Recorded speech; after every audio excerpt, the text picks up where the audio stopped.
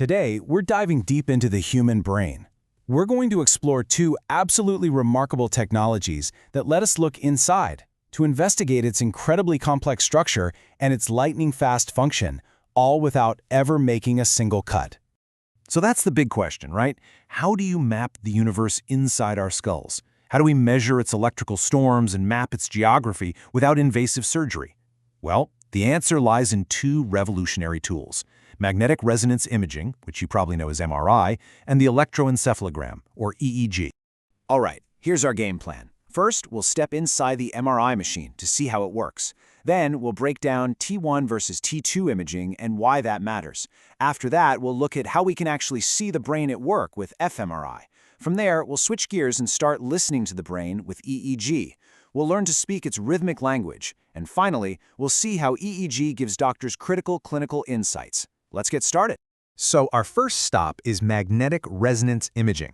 MRI is an absolute game changer when it comes to getting pictures of soft tissue anatomy. Now, the science behind it was actually figured out way back in 1947 by Felix Bloch and Edward Purcell, but it took until 1977 to get the first clinical images. And its real superpower? Creating these incredibly detailed 3D images of our inside.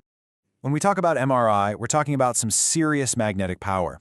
The field inside one of these scanners is typically between 1 and 7 Tesla. To put that in perspective, that's anywhere from 10,000 to 70,000 times stronger than the Earth's own magnetic field. This massive field is the key because it allows us to tap into the most common element in our bodies, hydrogen, specifically the protons inside the water and fat that make up pretty much all of our soft tissues. So let's zoom all the way in. A hydrogen atom's nucleus is just one single positively charged proton. And this little guy isn't just sitting there, it's constantly spinning, kind of like a tiny top. Because it's a moving charge, this spin creates its own tiny magnetic field. Now, normally, in your body, all these little proton magnets are pointing in random directions, so they all just cancel each other out. Okay, so here's how an MRI scan actually works, broken down into 4 steps. Step 1 is alignment. When you go into that giant magnet, its powerful field forces all those randomly oriented protons to line up, just like a bunch of compass needles all pointing north. Step 2 is excitation. We hit them with a quick blast of radio frequency energy, an RF pulse, which knocks them out of alignment into a new orientation. Then, step 3, we turn that RF pulse off. And this is the magic part. Step 4, detection. As the protons relax and snap back to their original alignment with the big magnet, they release that energy they absorbed. Special coils in the machine detect this energy, and a computer uses that signal to build the final image. Now here's the secret sauce of MRI. Protons in different types of tissue, say in water versus in fat, don't all relax back at the same speed. Their local molecular environment completely changes how quickly they snap back. And it's this difference in relaxation rates that creates the beautiful contrast we see in an MRI, allowing us to tell different tissues apart. So we measure this relaxation in two fundamental ways. First, there's T1 relaxation, also called longitudinal relaxation. This is simply the time it takes for the protons to realign with the main magnetic field. Then there's T2 relaxation, or transverse relaxation. This measures how long it takes for the protons to fall out of sync with each other, a process we call dephasing.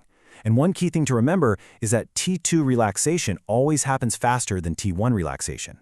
By tweaking the settings on the scanner, we can tell it to be more sensitive to one type of relaxation over the other, creating what we call T1-weighted or T2-weighted images. In a T1-weighted image, we're focused on that longitudinal relaxation. Fat appears bright white, while water and cerebral spinal fluid look dark. This gives us fantastic anatomical detail. On the flip side, a T2-weighted image emphasizes transverse relaxation. Here, water and CSF show up as bright white and fat is dark. This makes T2 images amazing for spotting pathology because things like tumors or inflammation often involve extra fluid.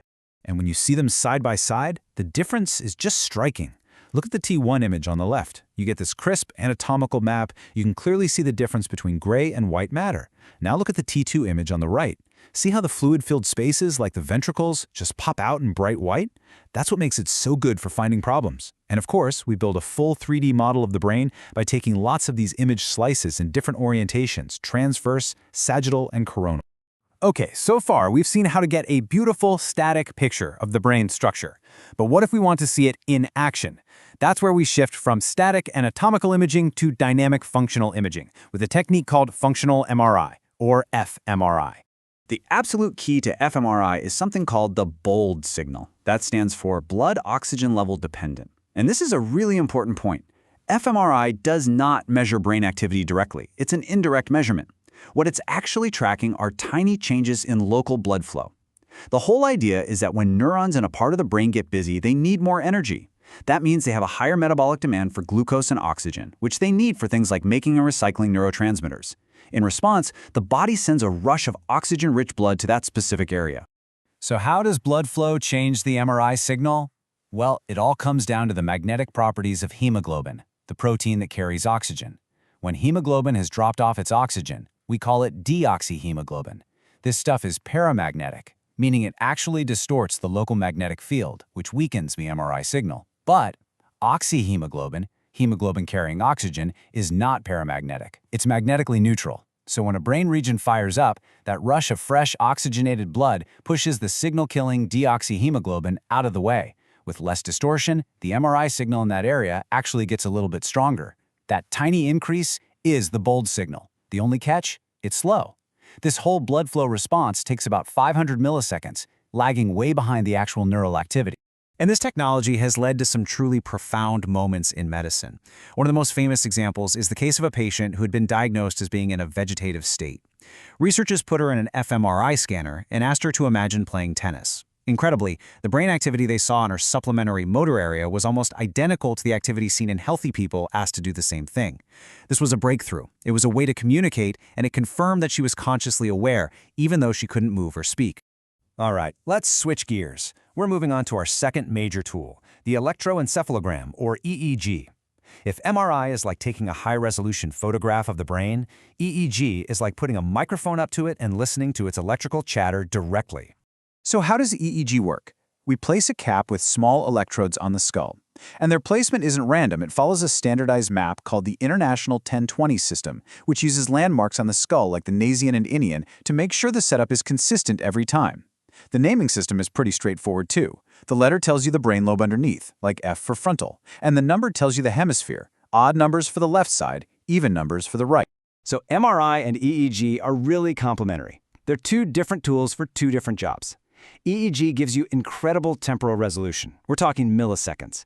It's directly measuring the summed postsynaptic potentials of neurons, so it sees changes as they happen. Its big weakness, though, is poor spatial resolution.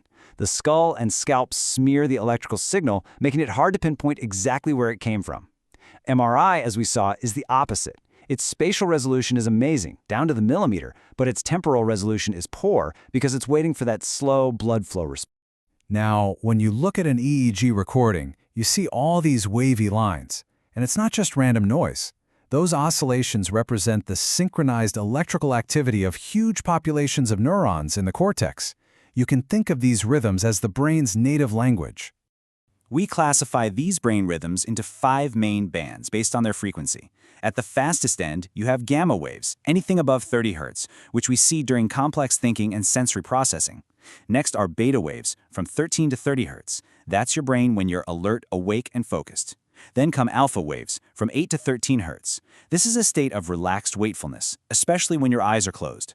Slower still are theta waves, from 4 to 7 Hz, which you see in drowsiness, light sleep, and memory consolidation. And finally, the slowest and largest are delta waves, from 0.5 to 4 Hz, the signature of deep, dreamless sleep. The general rule here is, the more synchronized the neurons are, the bigger the amplitude of the wave and the lower its frequency. And this is how we can map out the stages of a typical 90-minute sleep cycle. When you're awake but relaxed, you see those alpha waves. As you drift into stage 1 sleep, theta waves take over. Stage 2 is marked by these unique bursts called sleep spindles and K-complexes. Then you sink into stages 3 and 4, which is deep, slow-wave sleep completely dominated by those big delta waves. And finally, you cycle into REM sleep where, fascinatingly, the brain looks almost awake again, with fast beta and alpha waves. Beyond sleep, EEG is an incredibly powerful diagnostic tool, especially when we use a technique called sensory evoked potentials, or SEPs. The idea is simple. We present a specific stimulus, like a flash of light or a sound, over and over again. The brain's response to any single stimulus is tiny, totally buried in the background noise of the EEG. But by averaging the recordings from hundreds of troils, the random noise cancels itself out, and the consistent, tiny neural response is revealed. A perfect clinical example of this is the visual evoked potential, or VIP. We get this by having a patient look at a stimulus like a reversing checkerboard pattern. A healthy response has a few key parts. A negative dip around 70 milliseconds, the N70, a big positive peak right around 100 milliseconds, called the P100, and another negative dip around 140 milliseconds. Now look at this trace from a patient with optic neuritis, a condition often linked with multiple sclerosis. The VEP from their affected eye shows a P100 peak that is significantly delayed compared to the healthy eye. That delay is a direct sign that the nerve's myelin sheath has been damaged. We can do the same thing with sound. Brainstem auditory evoked potentials, or BAEPs, let us trace a sound signal all the way from the cochlear nerve, that's wave 1, up through the different parts of the brainstem in waves 2 through 5, and finally onto the thalamus and cortex in waves 6 and 7. This is hugely valuable for pinpointing the cause of hearing loss and checking brainstem integrity. There are other methods too, like somatosensory evoked potentials, which test nerve and spinal pathways. And of course, EEG is absolutely central for diagnosing epilepsy, which is essentially a storm of hypersynchronized brain activity. In very severe cases, doctors might even use invasive techniques like electrocorticography or ECOG or depth electrodes to get much better spatial resolution. So, between MRI and EEG, we have these incredible windows into the brain's structure and function. They're helping us diagnose disease, understand cognition, and even talk to people who can't respond. But as these technologies get even more powerful, they raise some pretty deep questions. As we get better and better at seeing and hearing the brain's inner workings, we move from just observing the brain to maybe decoding its language. And that makes you wonder, where is that line between diagnosis and decoding the very essence of thought itself?